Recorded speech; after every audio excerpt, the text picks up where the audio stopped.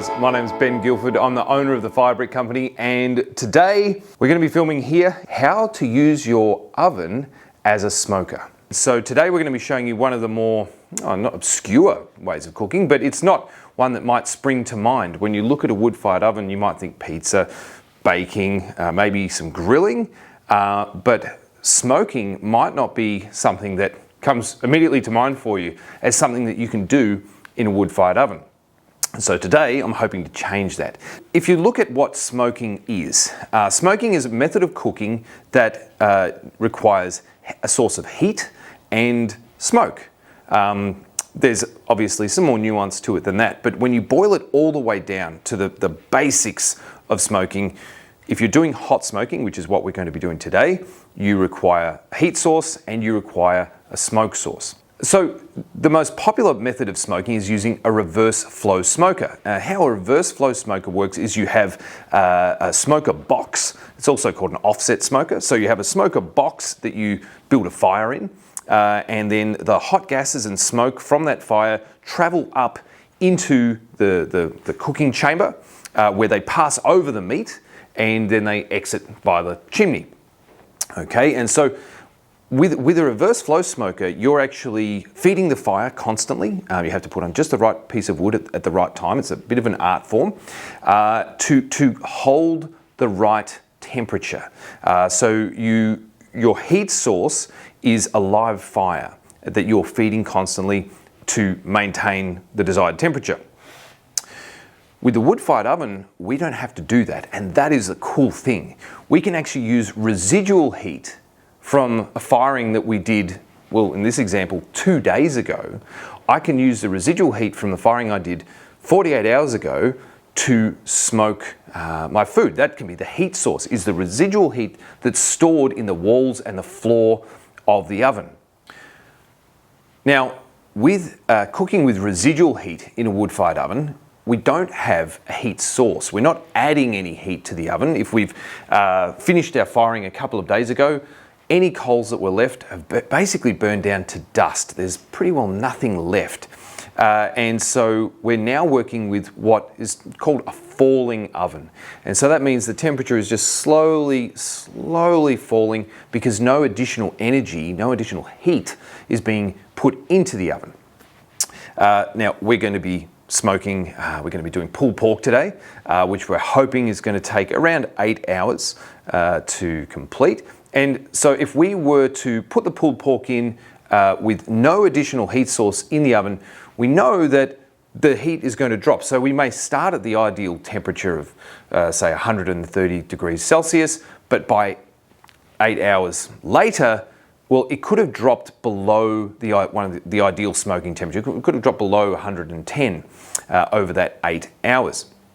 So what we're going to do is we're going to add a little bit of fuel to the oven, something that we can control, something that doesn't throw off too much radiant heat, it doesn't burn with a big flame, and that is where charcoal comes in.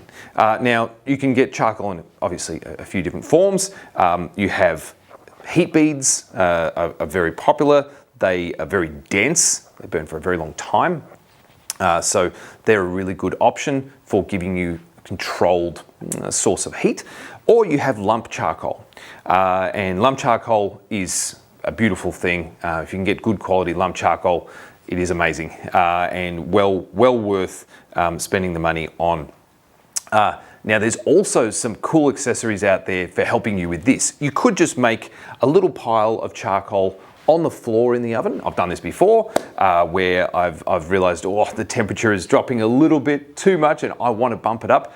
Get a little pile of charcoal just like this with a little natural fire lighter in the middle, pop that in, light it up, and within 10 minutes, I'm bumping the temperature up. I can easily bump it up by 20 degrees very quickly. But it is sort of hard to manage just on the floor. It's sort of hard to get at. You're reaching in, it's a little bit awkward. I was at the hardware store last night doing some last minute shopping for this video, and I found these really cool charcoal baskets they're very convenient. They're very cheap and something that you can just put some charcoal in and slide that into the oven, pushing that right right off to one side, so it's not going to be providing very much direct heat to your food. But that is a really cool tool for helping you maintain a temperature over time. Because again, if we don't have any heat being put into the oven, the temperature will drop. That's just basic thermodynamics. You can't avoid that. As well as we insulate the oven, the temperature is going to fall slowly over time. However, if we have a small heat source like a basket of charcoal, we can maintain a temperature for as long as we want. We just have to keep topping up the charcoal. So that's what we're going to be doing. So in terms of the smoking process, we need heat, we need smoke. Our heat is going to be provided predominantly by the residual heat that's stored in the walls and floor of the oven from a firing that we did earlier. But we're going to top up that heat with some charcoal. Just a little basket of charcoal. We're going to top up the heat with that. And that's going to keep the heat right at the point that we want it. Now, I am not the font of knowledge of smoking, but you will find that there's some pretty clear guidelines on temperatures to smoke in. So the accepted knowledge seems to be that you want to smoke between 110 and 130 degrees. That's considered like low and slow. For us today, we're trying to do a relatively quick smoke. We'll be targeting between 130 and 150 degrees Celsius. So that's our heat. Now, smoke. So we've dealt with the heat part of hot smoking. In a wood-fired oven, we know where the heat's coming from and we know how we're going to manage it. Well, now we need to talk about smoke. How do we get the smoke in there? So probably the pure way, the purest way of doing it would be to actually use wood chunks, right? So we've got some apple wood here. I've got some pecan or pecan, if you're an Australian. And I've got these lumps of wood here that I could put onto my bed of charcoal, my little basket of charcoal. I could just rest a couple of these lumps of wood on that charcoal, and that would provide the heat needed to get this smoldering and giving off smoke. There is another way though. The other method is using pellets. And these pellets are fantastic. You can get wood pellets in a whole range of flavors, so made from apple wood, cherry, pecan, maple, mesquite. I'm sure I'm saying that one wrong. There's a whole range of fruit woods out there that are fantastic for smoking that are being made into pellets. The thing that I like the most about the pellets is you can load them into something like this thing here. They call it the double barrel smoker, a perforated metal container that you fill with pellets. You light one end of the container, and then it will burn along like a fuse. It'll slowly burn along the canister. It takes hours. This particular model will burn for about 4 to 5 hours, depending on the type of pellets that I'm putting in. So these are brilliant because they work the same every time. It's not something that I have to think about. I just go, oh, what flavor do I want? I want cherry. Great. Put cherry in, light it up, and away we go. And so pellets work really well. And so I'm going to show you how to set up those pellets, and we're going to get that going. Right, so we have our smoker apparatus already here. So in this case, it's a double barrel smoker. You could be using a smoke maze or something similar to load up with pellets. And then the next question is, well, where should we put this in the oven to really get the maximum possible smoke into the meat? We've experimented with several different ways of doing that. And what we've found works best is actually elevating the tray in the oven so that the smoke flows over the top of it. If you just sit your tray on the floor of the oven, you're going to find that it's actually sitting in the layer that doesn't get a lot of smoke. When you light your fire, you'll notice that you immediately get two layers formed. You get a fresh air layer, that's air coming in, feeding the fire, and then you get this layer of smoke that's going out. And you want to make sure that your meat is actually sitting in that layer, that is getting smoke rolling over it, really, soaking that meat in smoke so it just gets all that delicious flavor into it. So what we've got here, I've got one of our stainless steel Tuscan grills, and I've just flipped that upside down and popped it on a couple of bricks here. And what I'll be doing is I'll be taking the smoker barrel here and just sliding that underneath. And then I'm going to be lighting that from the front. The smoke will then draw under the grill and then roll over the top of it. That's one way of doing it. I've got some fire bricks here. They don't need to be fire bricks. It could be any brick. And in fact, I've used our stainless steel grill. Doesn't have to be a stainless steel grill. Over here, I have another option. Same thing, got our tray. This is literally the cheapest wire rack that I could find at our local supermarché. And I have 2 bricks from our local hardware store, 99 cents each, basic building bricks. And that again is going to do exactly the same thing. It's just there to hold up the tray, get it nice and elevated so that our smoker can go in underneath.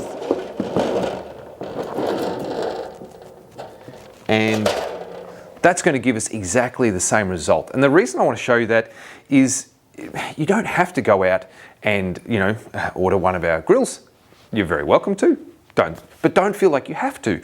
If you're wanting to do some smoking, you could just get a cooking rack out of the kitchen and just pop it up on a couple of bricks or pavers, something that's going to support it without falling over, and you're done. You're ready to go.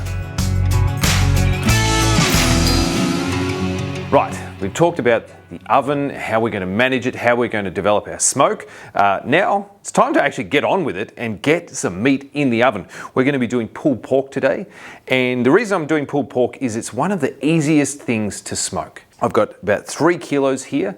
It's a shoulder of pork, and I went into my local butcher and I said, could you remove the skin, remove most of the fat from the outside, and truss it up for me? And voila! Here we are. I'm going to pop it in my tray.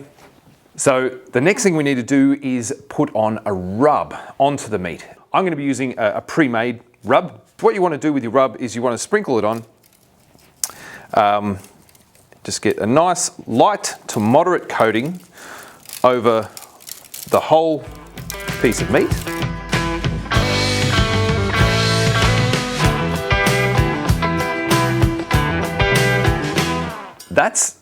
That's it. That's the prep. This is one of the things I love about smoking meat is there is so little work involved in preparing it. Particularly if you get the butcher to do the hard bit of taking the skin off and the fat off and preparing it for you, even trussing it up.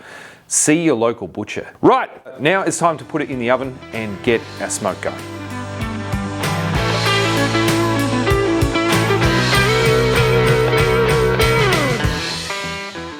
Right, there's a few methods of lighting the pellets. You can use firelighters to get your pellets up and going. I like to use this bad boy. I just like having it around. It just makes me feel better.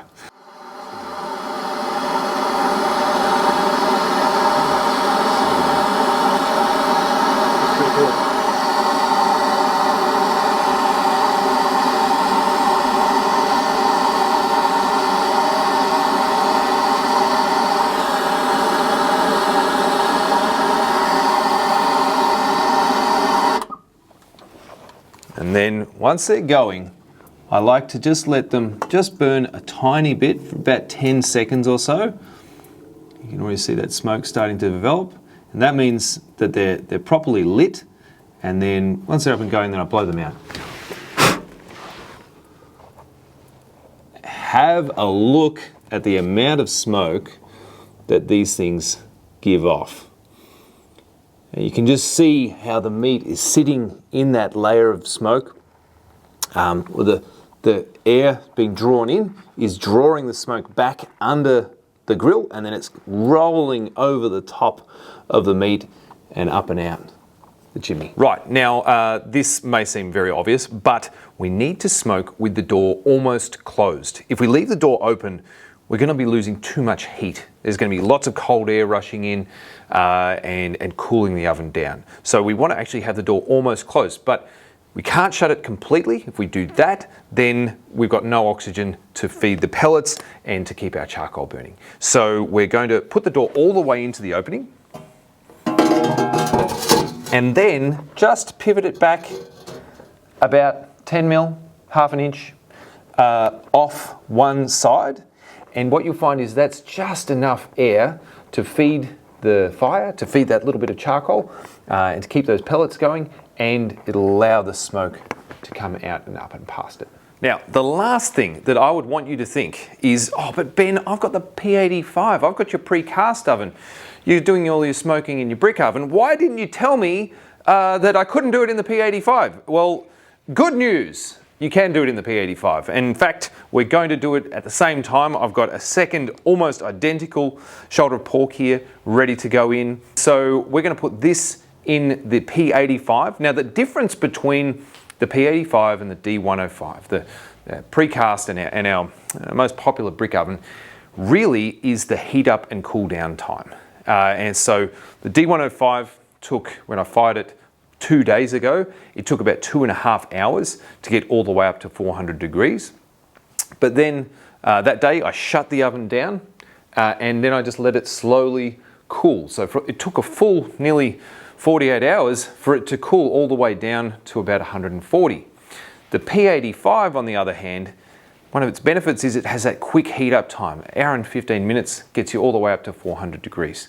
So the trade-off is, of course, it's got a quicker cool down time. So for it to cool from 400 down to 140 took less time. So I actually fired this one yesterday and then I let it start cooling down. I actually found it was going to be too hot. It was still at 250 degrees last night. So I actually deliberately left the door open slightly to help it cool down a little faster. But what's my point in saying all of this stuff? You can absolutely do smoking in your P85 oven, as you're about to see. Right, so you have your meat in the oven and your first temptation is going to be to open the door and see how it's going, and to do that every 5 minutes just because you're so excited and you just want to know what's going on. One of the really important things with smoking is you're not meant to do that. You really need to put it in at this point and then put the door in, leave it ajar so you're getting a tiny bit of air drawn in to feed the charcoal and the pellets, but then just leave it. Let it sit there. It's going to take 2 to 3 hours to get to the next phase where we're going to wrap it in foil. And so what we want to do is just leave it without messing with it. Now, the reason we want to mess with it, we want to open the door, is we want to know how it's going. And there are ways where you can track how it's going without having to open the door. And one of those is having a smart thermometer. Now, there are heaps of these on the market, and there's some fantastic options out there, Dave. It's a whole thing. There's lots of different types. There's Bluetooth ones that look like a metal pencil that you just put in the meat and that sends a signal to your phone via a Bluetooth connection. Then there are another sort of type which is more a wired smart thermometer, where it has a central sort of base station, and then it has thermocouples or probes connected by small stainless steel cables back to the main unit. And that's what we're using today. We've got a product called Fireboard. So the Fireboard actually has 3 separate probes. So that's certainly one way of doing things. Have a look around and figure out what's going to be best for you. Another way of doing it is a more low-tech way. So you can actually come out and have a look at your oven. Even using this gauge here on the side, I can see that I'm still sitting at about 132 degrees Celsius. So I'm in the range that I want to be for my internal temperature. And that's another way of doing it. So I can keep track of it. Just come and have a look at that every half an hour or so. Make sure I'm still sitting within the range that I was after. When it comes to checking the temperature of the meat, so you could use the smart thermometer, have that relay the data back to you, or you could use something like this, just a digital probe. I really like these because they give you an almost instantaneous reading. There are some analog ones, which is more of a temperature gauge with a dial. They can take quite a bit of time to actually tell you the temperature to actually come up, whereas something like this will give me a reading very, very quickly once I put it into the meat.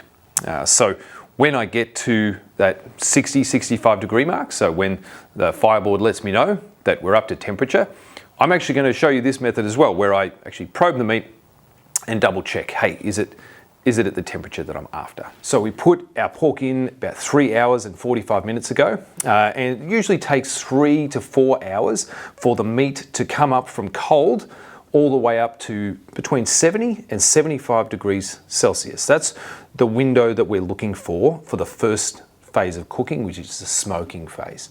Once the meat has reached that temperature, so the temperature at the thickest part of the meat, right in the center, is in that range of 70 to 75 degrees, we're going to take it out and wrap it in foil. And the reason we wrap it in foil is to beat the stall, which is something I'll explain in a minute.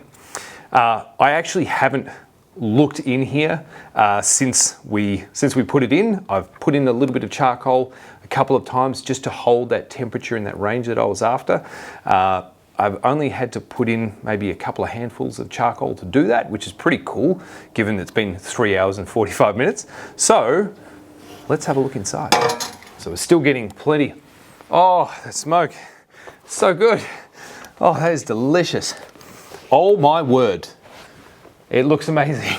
All right, I'm gonna pull it out. So we're still, the smoke pellets are still burning, and we're getting this fantastic layer of smoke just rolling over the pork there. I'm gonna get it out.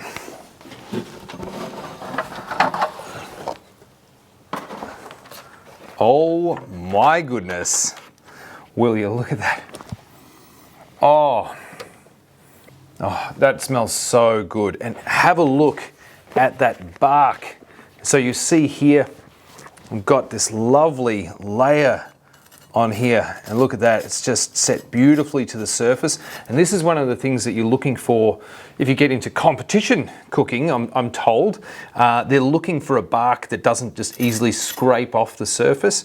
So those spices that we put on before, that rub, or the sprinkle as we like to call it, that's set beautifully on the surface there. It's really gotten into the meat. So no mucking around though. What we need to do now is wrap this in foil. So we got the pork out. I've put the door back in the oven behind me, just keeping it slightly open just to feed that bed of charcoal, just to keep the heat going in there. But what we want to do now is get this wrapped in foil nice and tight. So I've got some really big foil here, and you can use ordinary household foil to do this. I've just bought extra wide foil because it makes it a lot easier. With normal foil, you'd have to lay out 2 or 3 sheets side by side to wrap it up. So what we want to do is we want to seal it. So you also should wear these awesome nitrile rubber gloves, because all the pro barbecue guys seem to wear these, and I just want to be cool.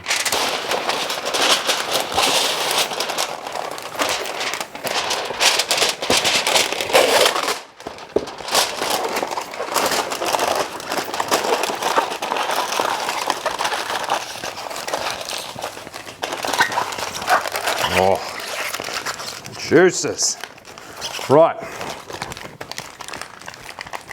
So that's all it needs. Just a few layers of foil around it. We want it sealed in. I don't want any steam to be escaping from this. I want it nice and snug and tight in its little foil blanket. So we're going to pop this back in the pan, and then I'm going to put it straight back in the oven. It's going to be another few hours until we get this to 91 degrees Celsius. That's our target temperature. We can go a little higher. We can go to 95, but we're looking for 91 degrees, and then we're going to do a probe test to see if it's tender. So we're looking for 2 things at that temperature. Do we have the temperature, number 1, and is it nice and soft and buttery and just falling apart at that temperature? If it's not, we're going to leave it in there and keep checking it every 10-15 minutes until we get that beautiful tender pork that we're after. So our pork is back in. I've got the door back in, but again, I've just left it cracked open about 10 mil, half an inch so that we getting that little bit of airflow in, not to feed the smoke pellets anymore. Smoke's irrelevant now. It's wrapped in foil. No more flavor getting into it. It's got plenty of flavor as it is. But what we need that for is just that little bit of oxygen to feed that bed of charcoal. So again, I want to maintain that 130 to 150 range. We're going to maintain that temperature so that we get a nice steady cook. Again, you could go for lower temperatures and really let it take a bit longer, but we're aiming to get this done in the next 3 to 4 hours is what I'm targeting. Now you might be wondering, well, wait a second, how is the pork in the P85 going? It's going just as well. Oh my word, look at that. Oh, that looks delicious. Let's check our internal temperature. So we've actually got this to over 75 degrees. Now that's not a problem. It's not like, oh no, it's a bad thing. I let it get too hot. Remember, we need this to get to 91 degrees. The reason that we wrap it in foil is because we are trying to beat the stall. The stall is a term for what happens when you're slow cooking meat. At about that 75 degree mark, the temperature can stop rising. The oven temperature can still be nice and hot, but for some reason, the temperature of the meat stops rising. The reason is the water is evaporating out of it, and that evaporation is actually cooling the meat.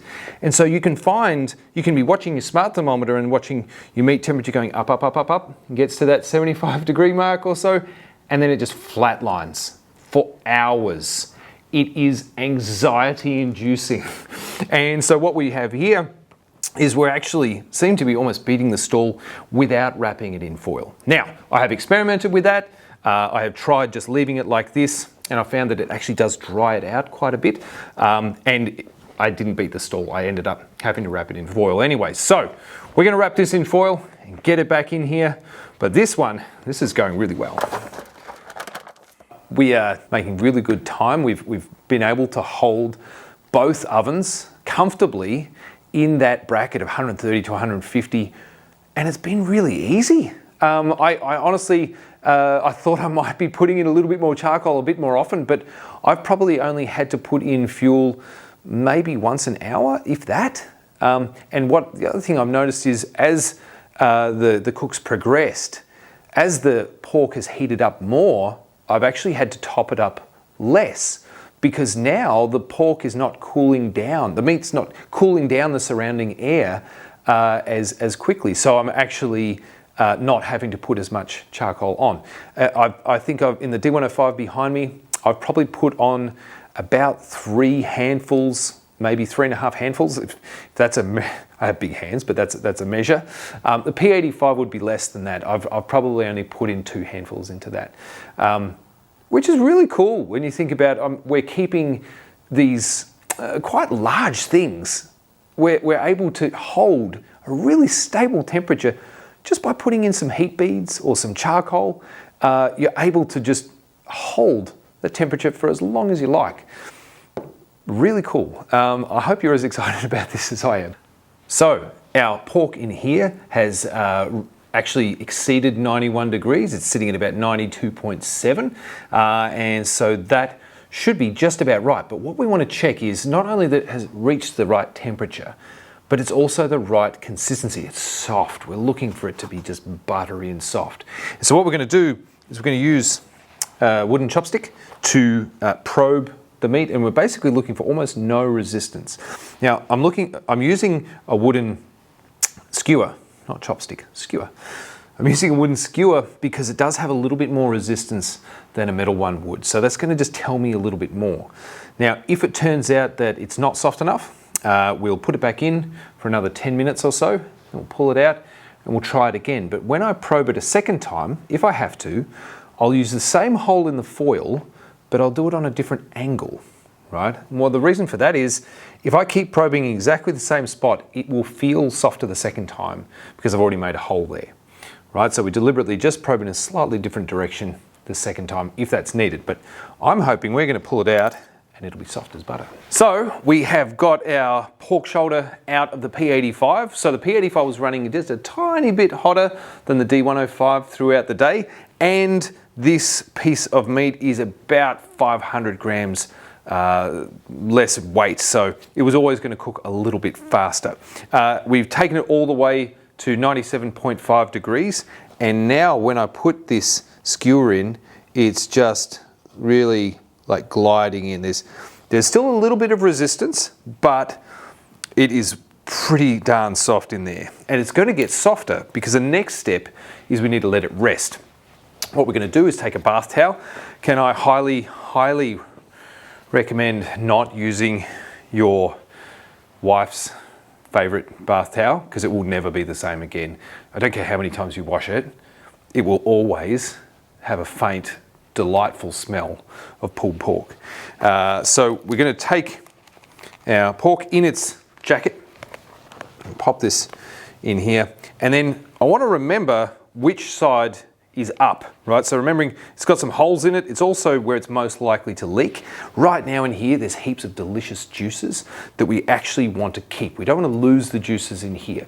So we want to roll it up in the towel, but remembering we want to keep this side up because otherwise it's all this lovely juice is going to leak out onto the towel and make it into a sodden mess.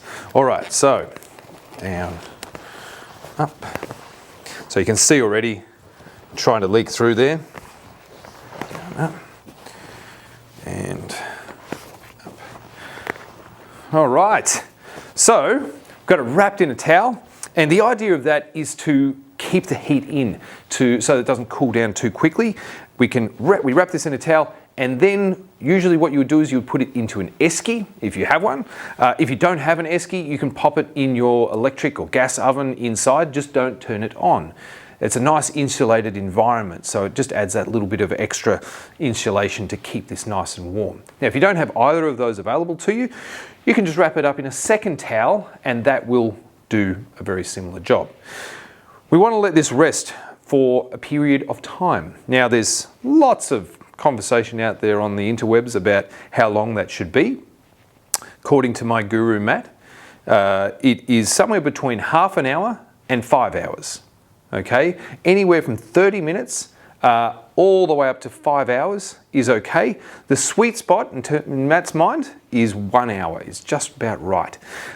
So if you're hungry like I am, you'll give it at least that hour and give it that maximum chance to really soften and just relax in there.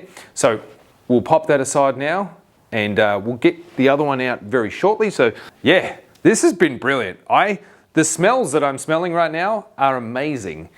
And I'm just so pumped to be able to share this with you because it's taking your oven from something you cook amazing pizzas with, entertain the family, to something that you can do like a big piece of meat. I could have done 3 of these in either of these ovens. They would fit.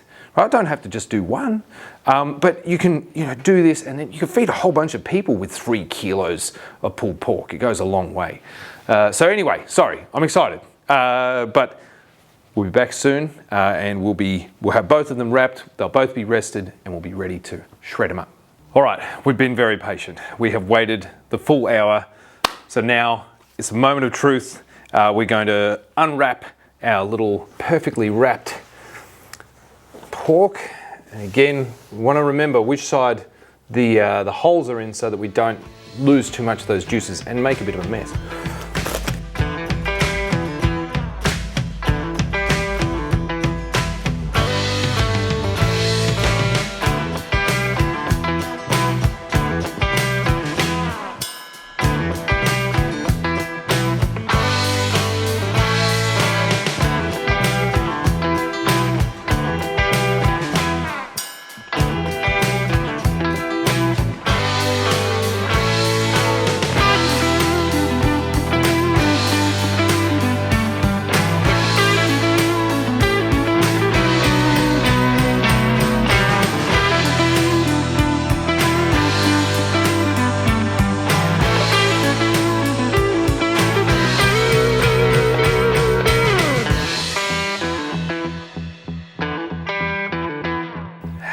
a look at that.